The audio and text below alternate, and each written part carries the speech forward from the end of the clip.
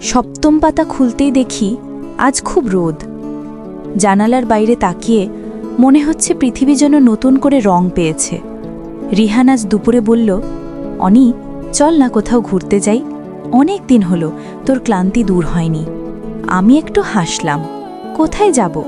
ও বলল, চল আমাদের ছাদে বসে গল্প করি, সেখান থেকে সূর্যাস্ত খুব সুন্দর দেখায়। সেদিন বিকেলে আমরা স্কুলের ছাদে বসেছিলাম। আকাশে কমলা রং, চারপাশে শান্তি। রিহান আমার পাশে বসেছিল, খুব কাছে। হঠাৎ ও আমার হাতটা ধরল। আমি টেনে নেওয়ার চেষ্টা করলাম না, শুধু ওর দিকে তাকিয়ে রইলাম। অনি, তুই কি জানিস আমি তোকে কতটা ভালোবাসি? আমার চোখ ভিজে এলো।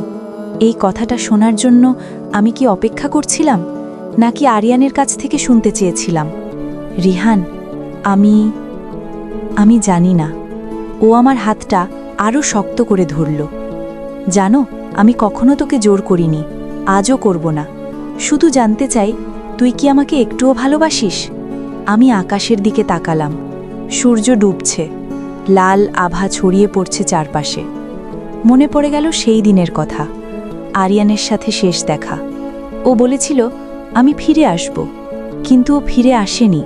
ও এখন অন্য কারো, ওর সংসার আছে, ওর বউ আছে, ওর মেয়ে আছে। আমি রিহানের দিকে তাকালাম। ওর চোখে শুধু মায়া, কোনো প্রত্যাশা নেই, কোনো জোড়াজুড়ি নেই, শুধু ভালোবাসা। ছোট্ট একটা অ্যানাউন্সমেন্ট, যদি আমাদের এই না বলা ডায়েরির পাতা আপনাদের একটুও মন ছুঁয়ে যায়, তবে রেড কুইনের সাথেই থাকুন। আপনাদের একটা লাইক আর ফলো আমাদের এমন আরও অনেক না বলা গল্প শোনানোর সাহস দেয়। আপনি ইউটিউব, ফেসবুক বা টিকটক যেখানেই আমাদের শুনছেন না কেন, সাবস্ক্রাইব বা ফলো করে রেড কুইন পরিবারের অংশ হয়ে যান। আর হ্যাঁ, আপনার জীবনের কোনো না বলা গল্প থাকলেও কিন্তু কমেন্টে শেয়ার করতে পারেন, আমরা পড়ব। চলুন এবার ফিরে যাই গল্পের বাকি অংশে। হ্যাঁ রিহান, আমি তোকে ভালোবাসি। ওর মুখে হাসি ফুটে উঠল, সত্যিকারের হাসি। আমি অনেক দিন পর কাউকে এভাবে হাসতে দেখলাম। সত্যি অনি, সত্যি? আমি হেসে ফেললাম, হ্যাঁ রে পাগলা, সত্যি। ও আমাকে জড়িয়ে ধরল, খুব শক্ত করে, যেন হারিয়ে ফেলা কোনো ধন ফিরে পেয়েছে। সেদিন সন্ধ্যায় আমরা অনেকক্ষণ ছাদে বসেছিলাম, হেসেছি, গল্প করেছি, ভবিষ্যতের পরিকল্পনা করেছি। রিহান বলল, অনি, আমরা বিয়ে করব, ঠিক না? বিয়ে? কথাটা শুনে আমার মনটা কেমন করে উঠল। আরিয়ানের বিয়ের দিনের কথা মনে পড়ে গেল। ওই দিন আমি একা বসে কেঁদেছিলাম। আজ অন্য কেউ আমাকে বিয়ের প্রস্তাব দিচ্ছে। রিহান আমার চোখের দিকে তাকালো। কি হলো, কিছু বলছো না কেন? আমি ওর হাতটা ধরে বললাম, রিহান, আমি তোকে ভালোবাসি, সত্যি, কিন্তু আমার মনে এখনো কিছু পুরনো দাগ আছে। ওগুলো কি তুই মেনে নিতে পারবি? ও আমার কপালে হাত রাখল। অনি, আমি তোর পুরনো দাগগুলোকে ভয় পাই না। ওগুলোই তোকে অনি বানিয়েছে, ওগুলোই তোকে আমার কাছে এনেছে। আমি তোকে যেমন আছিস তেমনই চাই, সব কিছু সহ।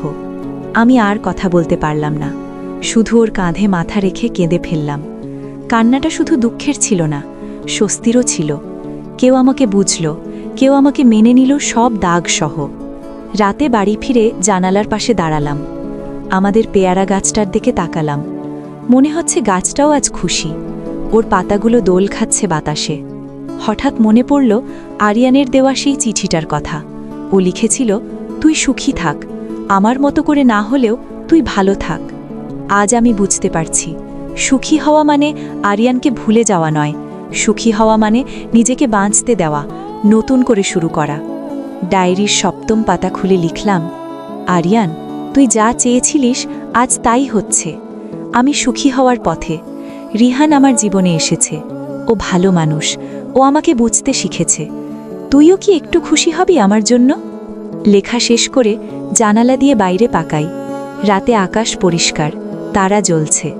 একটা তারা অন্য তারার পাশে বসে আছে, যেন রিহান আর আমি। হঠাৎ ফোন বেজে উঠল, অচেনা নাম্বার, রাত 12টা। কে ফোন করে এত রাতে? হ্যালো? অপর প্রান্ত থেকে গলা ভেসে এলো, অনি। আমার বুক থমকে গেল। এই গলা, এটা তো আরিয়ান। ও বলল, হ্যাঁ আমি। শোন, আমার খুব জরুরি কথা আছে তোর সাথে। আমি কলকাতায় আছি, কাল দেখা করতে চাই তোর সাথে। আমার হাত কাঁপছে। কেন, কি হয়েছে? ও কেঁদে ফেলল। প্রিয়া চলে গেছে। ও আরেকজনের সাথে সম্পর্ক করে ফেলেছে। ওকে নিয়ে গেছে। আমার মেয়েটা এখন আমার কাছে নেই। অনি, আমি ভেঙে পড়েছি। আমি কিছু বলার আগেই ও বলল, কাল দুপুরে আমাদের পেয়ারা গাছের নিচে দেখা করবি? আমি তোর সাথে কিছু কথা বলতে চাই, গুরুত্বপূর্ণ কথা।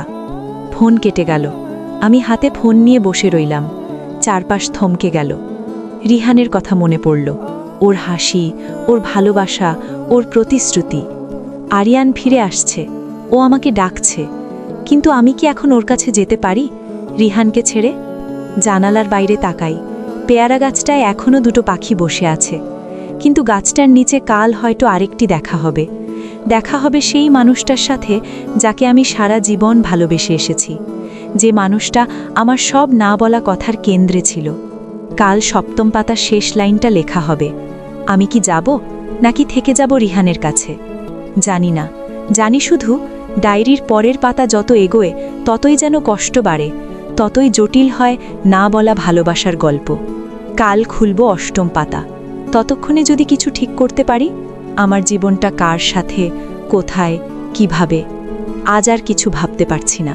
শুধু জানালার পাশে বসে থাকব। দেখব কখন ভোর হয়, কখন সূর্য ওঠে, কখন আমাকে সিদ্ধান্ত নিতে হয়। অতীত নাকি বর্তমান, আরিয়ান নাকি রিহান। ডায়েরি বন্ধ করি, চোখ বন্ধ করি। মনে পড়ে আরিয়ানের সেই ছাদের রাতের কথা। মনে পড়ে রিহানের আজকের বিকেলের কথা। দুটো সময়, দুটো মানুষ, একটা আমি।